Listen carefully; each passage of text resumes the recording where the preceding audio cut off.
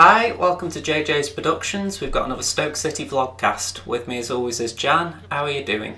I'm okay, thanks, son. Hi everyone. I hope you're all alright.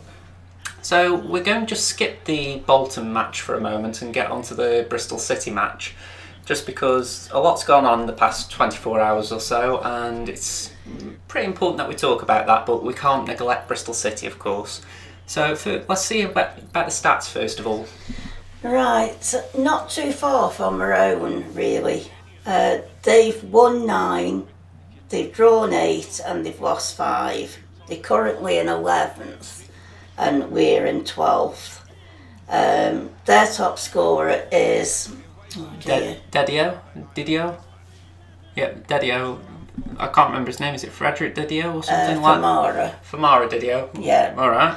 And also Andreas Wyman. Close, Vyman. Vyman then. Them are the two we've got to watch. Obviously, whether we will or not is another story. They're currently on 11 yellow cards and 1 red. I mean, I keep remembering the Bristol City game away from home, just in the fact that I remember going into it and thinking, it's a tough game, this. Bristol City are, a good team, and we had a comment off of someone on YouTube and just saying they thought, as a Bristol City fan, they thought that they would lose to us if we took the lead. As it turned out, he was right, and in a way we're grateful for the comment, but I feel sorry for him as well that he was actually bang on, because I know I wouldn't like saying that about Stoke. But that's sort of what this episode's going to turn into a little bit here, unfortunately, because as much as I want to talk about Bristol, and I don't necessarily want to talk about the Bolton game, it's a bit unavoidable as far as topics go. So we do apologise if any Bristol fans are listening, but I think we have got to cover Bolton more, sorry. It's more the aftermath in the sense yes. that... for the record, there may be Bristol City fans who haven't really heard about what's gone on. They may have heard we drew with Bolton 1-1, but they didn't hear about the Twitter explosion, as I'll call it, because I think it's mainly Twitterarties that have been at it. Can I just, first of all, give you a quote? And this is a quote from Liam Lawrence, exactly how he said it. Fans are getting unsettled and fed up with senseless passing of the ball. They haven't got a clinical move. They all look so rigid. I can't disagree with that quote. Put it like this. I know we're not going to matches at the moment. I always restate that just for the fact that I don't want people being misled. But when you're listening to it, when you see highlights, even when you're just getting a general vibe, you don't hear of anything remotely fluent in how we play. At least on a regular basis. You might get spurts here and there, but it's not been regular by any stretch. Well, I make notes all through the match, and I write them all down. And yesterday, all I wrote down was Bolton free kick, Stoke corner, Bolton corner. And Jack made 2, maybe 3 world-class saves. Second half, I didn't even get my pen on paper. There was just nothing to write.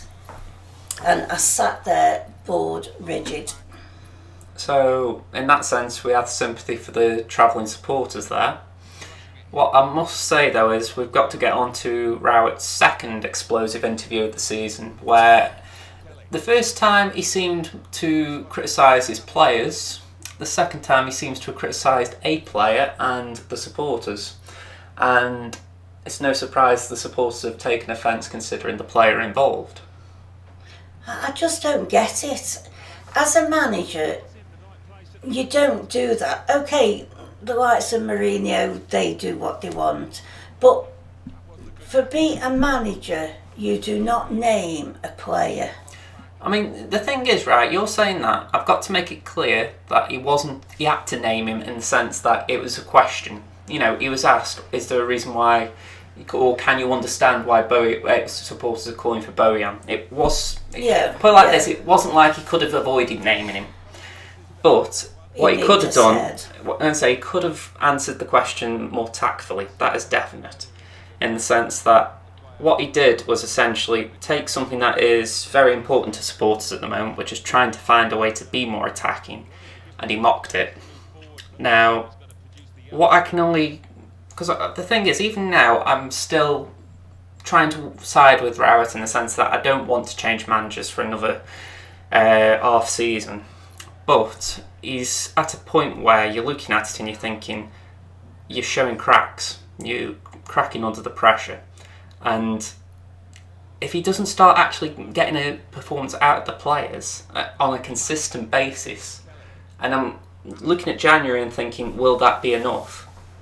Then I don't know what the board are going to do, because apparently he gave a radio interview over Christmas where he was asked about the board's impressions and what he was thinking regarding longevity in the role, and he said that the board seemed to understand the difficulties that the club were having. And when I hear that, I hear confidence in him, in the sense that he believes the club know that there are difficulties and they are willing to work with him on it. Now, it could be that after the Bristol City game, it could be after the Shrewsbury game, it could be 6 months down the line they decide to get rid of him and those words mean nothing. But here and now, he comes across as a man who is a bit frustrated with the supporters' role in everything at the moment, in the sense that at the moment there's a back pass, there's boos on the pitch, and all he's looking for is a bit of unity.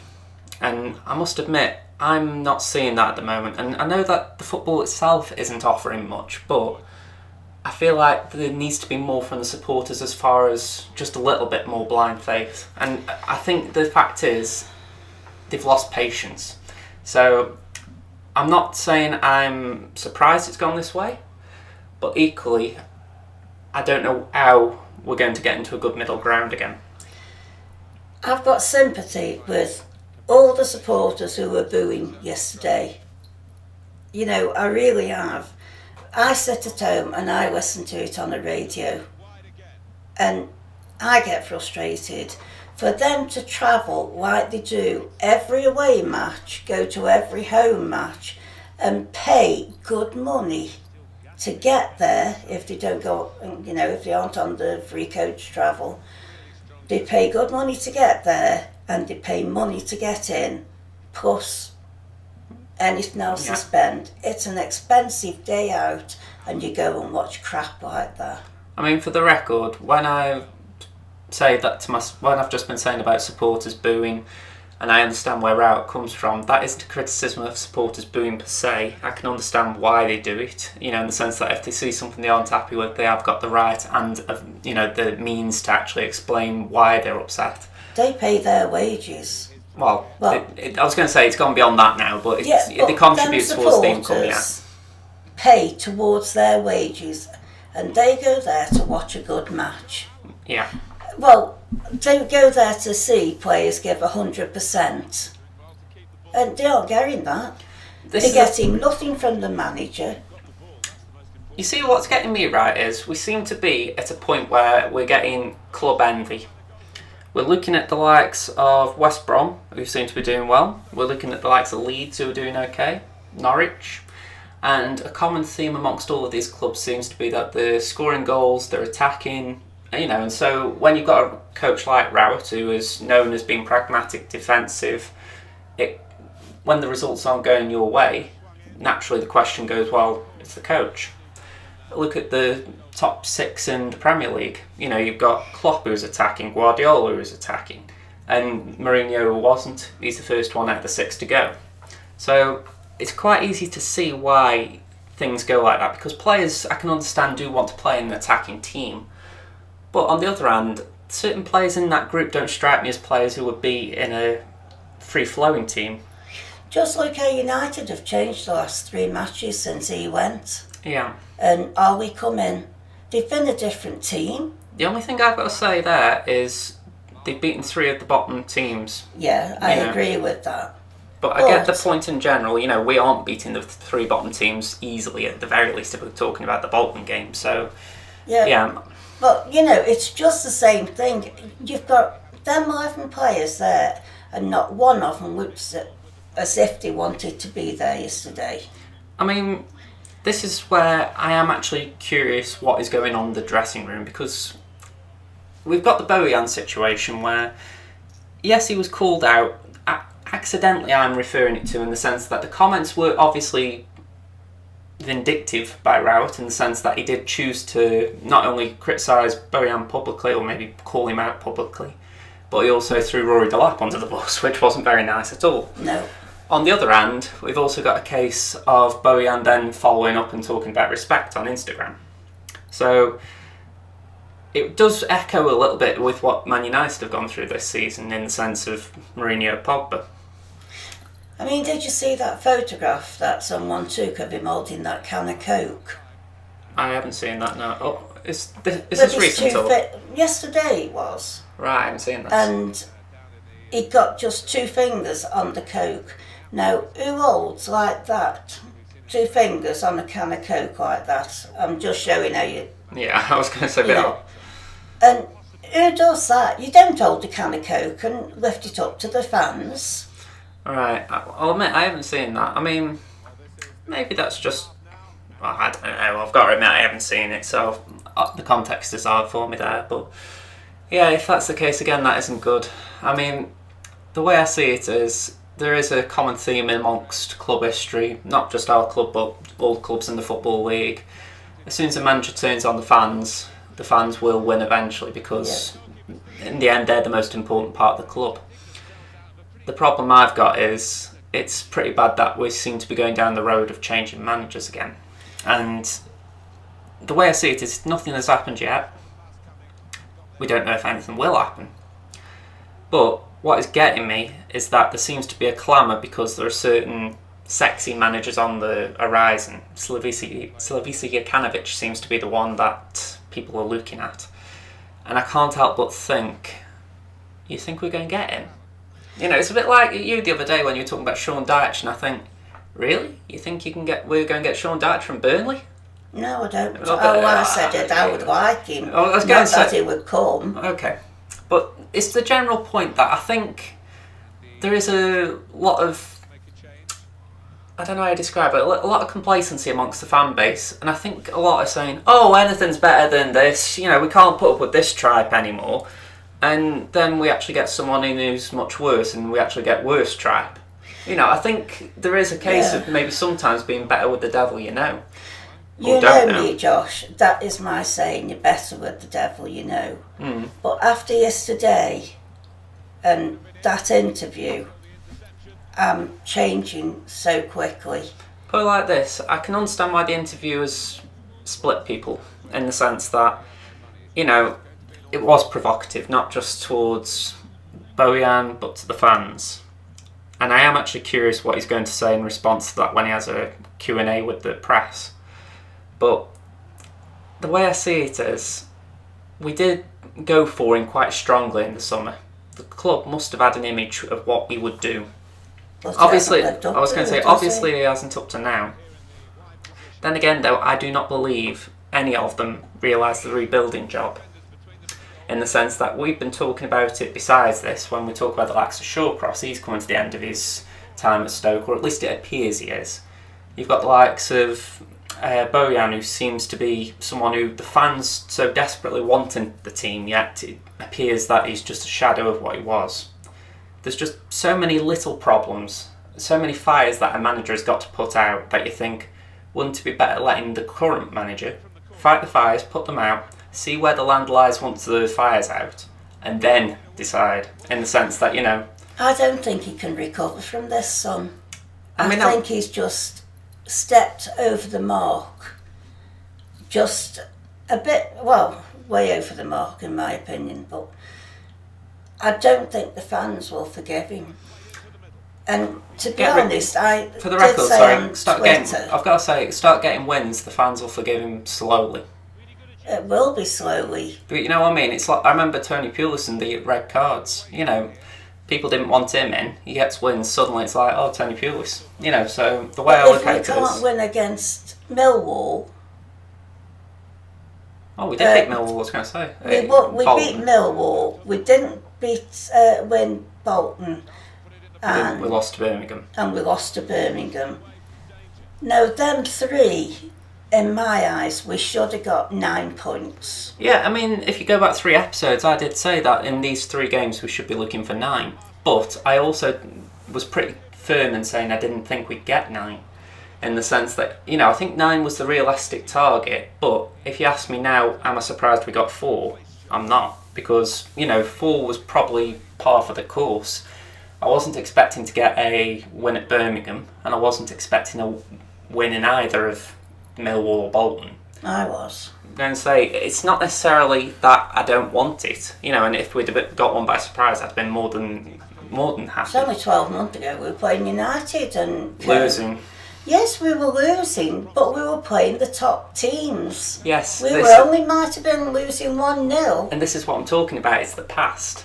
Yes, it's the past. We've got looked to the future. Exactly, that is a past. What can we with this manager we've got? Well, this is the question that I think is on most people's lips, in the sense that I've looked at the polls online, the majority are saying Rowett out, but I can't help but think it's leading polls, in the sense that you've got polls that are asking people a question on a hot topic. Of course people are going to say Rowett out after a bad loss. Well, not a bad loss, a bad draw.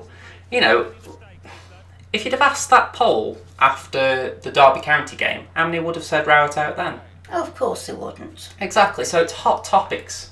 I mean, after yesterday's interview, I know I'm going back to it, but I believe that the Coates clan should reprimand him. I think he does need talking to regarding that, because if anything, as we've said, it's damaged the relationship. Yeah. And I don't know what all that is with the 2 fingers and all this, but it sounds like he's really getting agitated with the fans.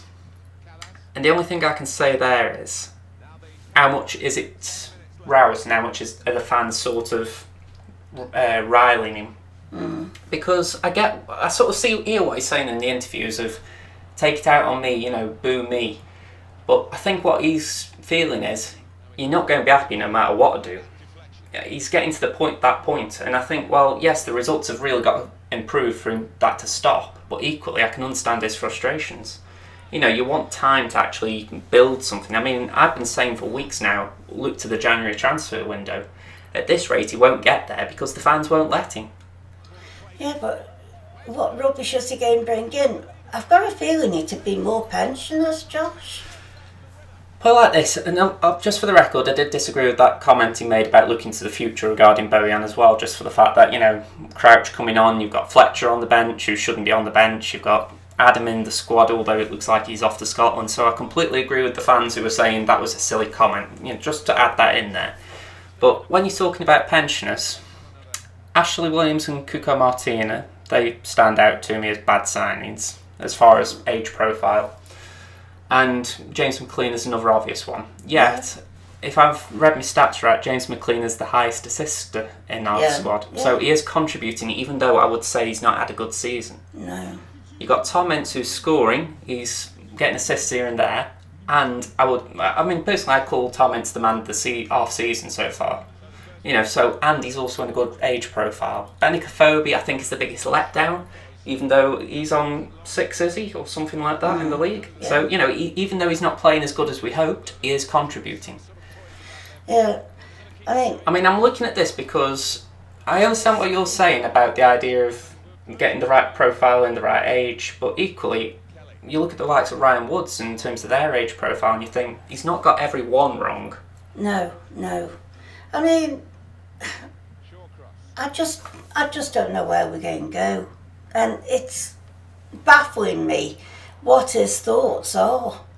Yeah, I mean, I'm going back to it, right, that it's not necessarily backing Rowett to the end. It's just backing him long enough to get rid of the deadwood, as we call it. Yeah. The idea of those who shouldn't be at the club. Let him tidy up the squad, get it to a respectable place. If it turns out that he can't get us promoted, then yeah, he's got to go. When I say it turns out, I know 90%, if not more, would say, yeah, he's not getting us promoted. But just get it to a point where we know that the players who should be at the club are at the club. I.e., we get rid of the likes of Crouch. Unfortunately, I love Crouch as a player, but he's just not even contributing with good stats anymore. I wish he could at least say he's getting a good passing accuracy or shooting accuracy, but he's not even doing that. No. So, like I say, just get rid of the players who shouldn't be here. And then that way we can work on and get some players in who can improve the squad. And then if Rowett can't do anything with them, yeah, of course, we've got to get rid of him. Well, it's like yesterday. Tom Edwards, I thought, had a good game. Okay, he made a couple of little errors, but nothing to shout home about. And yet in his interview, he dissed him again. And he says, yes, he played all right. And I think he played good. I mean, I named him man of the match. I mean, another argument could be, though, did anyone have a good game yesterday? Well, no, they didn't. So I do get this idea that people are saying he's taking out his frustrations on easy targets. Yeah, I can't help but think that perhaps it's just a case of, well, you're saying, what did you think of his performance? He's given an honest assessment. He isn't pulling punches. And I think maybe that sometimes players need that. Obviously not, but, what can we do? Yeah, but not just Tom Edwards. Joe played okay. He was winning the balls but doing nothing with them. And that was what was wrong with all of them. I think, I know you're trying to get your point across and I have interrupted here, but I've got to agree with another thing that the Rowett detractors are saying, which is that he described Allen and Klukas as attacking midfielders, and I'm thinking, are they? For me, at the most box-to-box midfielders, they both get in the box, but they're also meant to be working the other way as well. And I think this is where part of the problem is coming, that I think he's confusing identities. Yeah. I mean, I'm sure in some games this season I've heard him refer to Allen, at least Allen, maybe Klukas as well, as attackers, in the sense of saying, I've had 6 attackers up the field at the end of the match, and I'm thinking, Allen isn't an attacker. No. So when I'm saying I defend the choices he's making, it's more a case of, even if it's just short term, I feel we've got to stick with him just to get rid of the bad stuff that has come in the past. Yeah. I mean, we want to get, not me and you, but so many players need to go. We need to replace them as well. Yeah. I mean, Shawcross, lovely Ryan, he's got to go. His heart isn't at Stoke anymore. You can tell. I mean, I've been talking about January a lot, but I think the summer is actually where we should all be looking at now. And if we're talking about that, Ryan should be going, unfortunately. It's not, we're just finishing that one off. Jack and Joe will probably go because they have Premier League interest in the summer.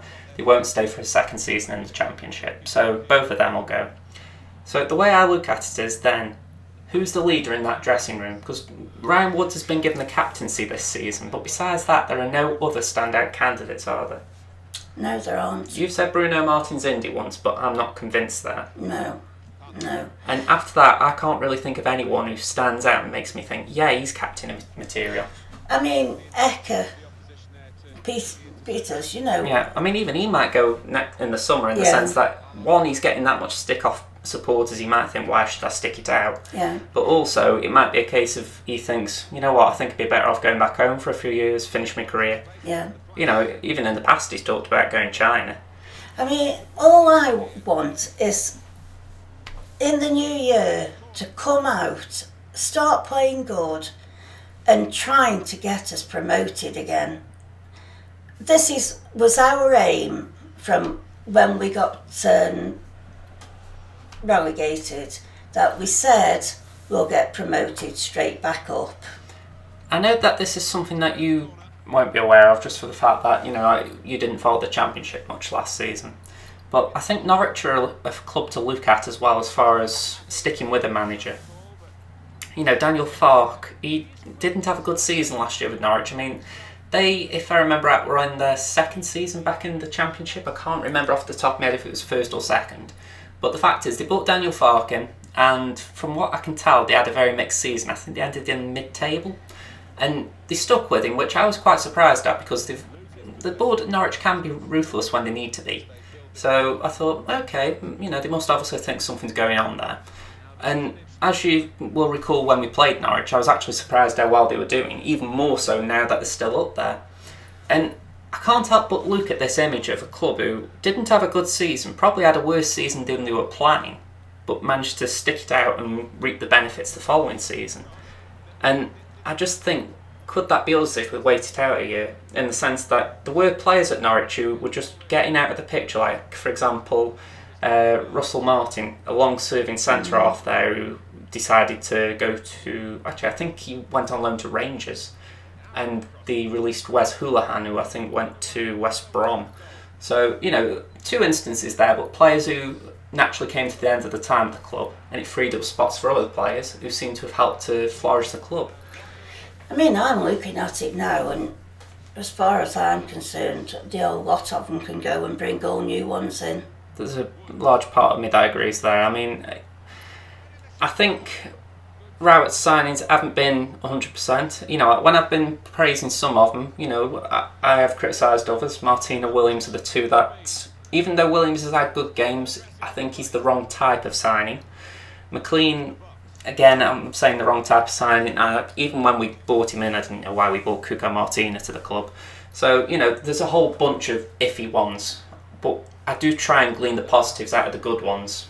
You know, and the way I look at it is, January could be important for not just Stoke but Rowett, in the sense that if he is still at the club, he's got a chance to actually make amends for those iffy signings. But, as you've sort of alluded to, if he does bring in worse players, then he's got no future. Yeah, it seems as if he looks at people he's had at clubs before, but these people are getting on.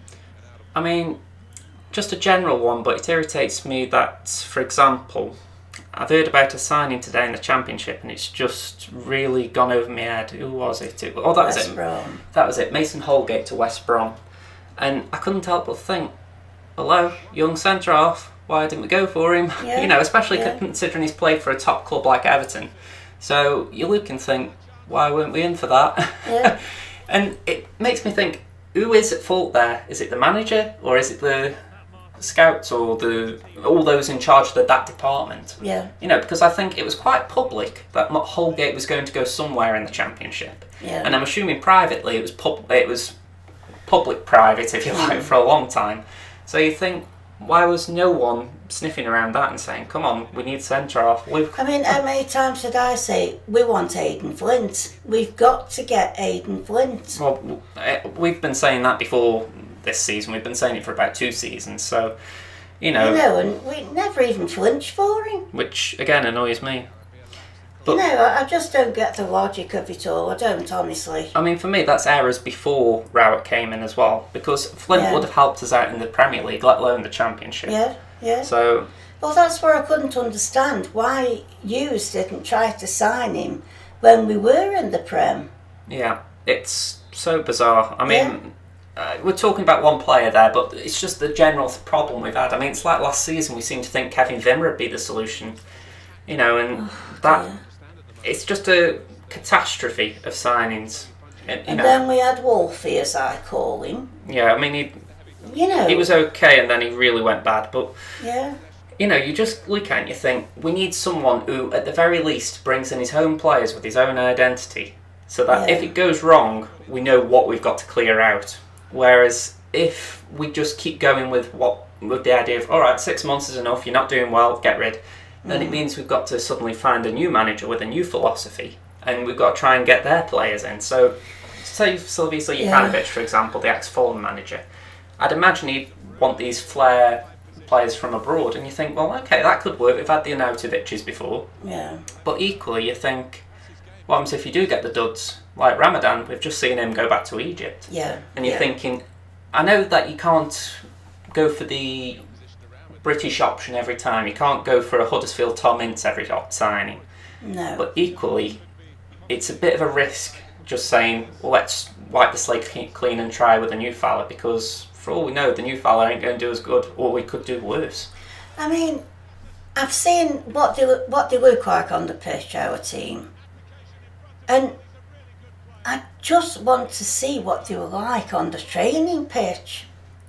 You know, do they talk there or communicate? Because when they're on the field playing a game, I feel as if none of them know each other. They're all strangers and they've been put together on a pitch to play that game as if they don't know each other. I mean, I go back to the Man United thing because I can't help but see startling similarities in the sense that they've looked like that for a long time and then suddenly a change of manager has caused it. And I'm not shying away from that as someone who is still hoping that Rowett is not maybe the answer but could help the club. And I think maybe that is what could happen if we brought someone else in. Even if Rory took over, you know, for instance, it could be that suddenly the shackles are off and we play free-flowing football.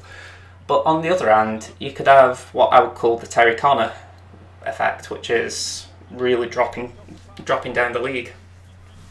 You remember Terry Connor to Wolves? Yeah.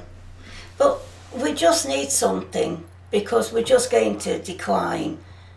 And I can't see at the minute that we're going to start going up. I can see us start going down the table. Because there's something wrong in that dressing room, whether it's manager players or the players against the manager, I don't know. My thing is, right, it's been there for a long time. Yeah. You know, we're looking back 2-3 seasons now, just in the sense that we were there at Crystal Palace, we got beaten 4-1, 4-0 down before 3-0 down before half time. Yeah. And that day you thought, these players don't deserve to wear the shirt. No. And I don't think there's been a game really since then when I thought the players deserved it that day. Yeah. You know, probably been one that I've forgotten, but the point being, it's been that sort of run since then. You know, and you think, it's not just a manager. There is problems elsewhere, and I'm not. I keep going back to it that even though I'm backing Rowett, I'm not necessarily backing him indefinitely. But what I am willing is to give him time to sort the mess out, and if he can't work with the tidied up squad or whatever we're calling it, then he's got to go. But we've got to give him that time. Yeah. You know. I mean, last season we went away matches and I think we've done 2 this season before I was taken poorly bad. So we know the feeling that you're going through, that you go to these matches away and we've done it ourselves. We come back and we feel so low that you just don't feel like talking. I'll admit, that Crystal Palace one I've mentioned, that is the lowest I've felt coming back from a football match, because all the way home, and that is a long trip from Palace, as I'm sure away supporters will know, all that way back I was thinking, how is Mark Hughes not going to get sacked? Yeah. And the little bugger managed to survive, you know, and that is why I'm still annoyed at him, because, you know, he really did deserve the sack that day. Yeah. He's got 9 lives, that man. So we do know how you feel when you're coming away from these matches, folks. You know, it's not as if, you know, we've never been away and we don't know the feeling. We do. No, we certainly understand frustration and anger towards managers, players, even the board and chairman. You know, and to be honest, they're all at fault. You know, I don't think any one of them can escape blame. No, they can't. But somebody has got to shake them up. This is sort of why I do lean towards the Rowett angle, because I think, you know, if you bring someone else in, if it goes wrong, you just go and blame them. Yeah. It means that them at the top will never learn. Do you know what I do? Here we go. This is me, right? I'm one of them 11 players. And in the dressing room, when he'd walked out and given his talk, I'd say, listen, just let's go out there and play our own game. Just do what we want and not what he's told us. And if he doesn't like it, stuff it. I remember Breda Angeland did that under Mark Hughes at Fulham. He did that with the team. He said, look, I don't care what you say, shall we just do our own things? They did and they won. Yeah. So, you know, it shouldn't happen. I'm not endorsing that because it sort of takes away managerial liability and all that. But on the other hand, it obviously has happened. Well, you've said Joe Allen doesn't even know what his position is. Well, I certainly don't believe he's playing in the right position. No. You know, so that's what I think they should do. Get in that dressing room and say, let's just go and do our own thing. Yeah, I mean, as you can tell, we've done a double-length episode here, and it's because there has been that much to talk about. And the only thing because I've got to try and bring up Bristol City a little bit here, in the sense that they must be coming to the Bet365 on New Year's Day thinking, they're really up for the taking here, aren't they? I mean, I'm not saying they can, because I don't know what their form's like as far as, for all we know, they might be in a sticky patch. But I'm going to say it's very concerning that we're that open right now in the sense of not necessarily open as a team, but as a club. Yeah. If ever there was a time for a team to come here and think, we can take them, it's now. Yeah. I mean, anybody in the Championship must think, we can win Stoke anytime. And this is the bit that annoys me, because all they've got to do is sit back, keep 2 banks of 4 as they call it, not necessarily that, but the idea. And then as soon as there's a back pass, our crowd will boo. Yeah. And that's the fact that, when you look at the Bolton game, back pass, boo, and that's what got all of them riled on the touchline as far as Rowett and them lot goes. Yeah. I mean, that's another thing yesterday, the back pass, which was 12 yards from the goal that we're supposed to be scoring in, and the back pass. I mean, I'm going back to tactics. To Jack Butland. This is where I can't help but wonder how much of it is the players and how much of it is a coach. Because surely a coach doesn't endorse that sort of training, especially when he's a defensive-minded coach. So surely this is something that the players are trying to do amongst themselves. I just don't know. I mean, if anything, there's criticisms of going route one, and then there's criticisms of us passing around the back. Not to mention, the one thing that I've been crying out for the past year to me thoughts, but even with yous, we don't seem to have runners. No one's willing to run and gamble on a ball.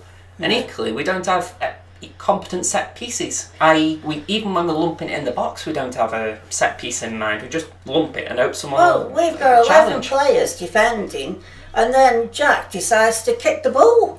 Well, again, this is another thing. I've heard this one on Twitter, but it's a valid point, that why are we a team that have every man back in the box for a corner or a set piece? Why don't we have at least one up front like Tom Ince? Just so that if there is a break, he can maybe receive the ball and run at it. Not Jack just kicking it in mid-air and thinking, well, nobody's getting it, but it's got it away from me. Yeah. You can't play like that. I mean, if anything, that partly plays with the 6-second rule, I imagine, but equally, it shouldn't be the case that he's got to do that. No. It shouldn't be that way. Glenn Whelan was the one who used to stay back sometimes, wasn't he? Yeah. And that's what we need. Somebody like Glenn who will stay back. I mean, that's Ryan Woods. Yeah. Ryan Woods is the one who stays back now. Well, should be. Well, he is. This is the thing. One thing I've heard on the radio a lot lately is Woods to Shawcross to Williams to Martin's India, back to Woods, back to Shawcross, back to Butland, and you think it's all sideways and back. Yeah. And I do understand the criticisms online of lack of forward passing. Yeah. When I've been trying to make an argument to counter it is that we do attack with the possession we've got. Yeah. But by comparison, we should be attacking more. We've got that bit larger percentage sideways and back that it should be higher when we're going forward. Yeah. Even if it's marginal, say instead of 70-30, it should be 60-40. Yeah. Well, folks, I'm sorry about the down side of it today. But we haven't had much to be cheerful about, to be honest. And I apologise for snapping at you as well, son. That's alright. I mean, to be honest, we went into this a little bit blind in the sense that the match was yesterday and I haven't really said a lot about it. I obviously live at home and, I haven't said a lot, have I, regarding my thoughts. So it was all saved up for this. So hopefully at the very least we've given you honest opinions, even if not edited, shall we call it. So yeah, hopefully it's been entertaining enough. I hope so. But if you've listened, if you've got thoughts of your own, leave them in the comments or find us on Twitter. I'll leave the Twitter handles on the screen. But other than that, all I've got to say is thank you very much for watching or listening. This has been Josh. This has also been Jan. Have a lovely, lovely, lovely New Year. And don't get drunk. Get really drunk. You might need it come New Year's Day if you're going Stoke. Alright, bye for now everyone. Bye.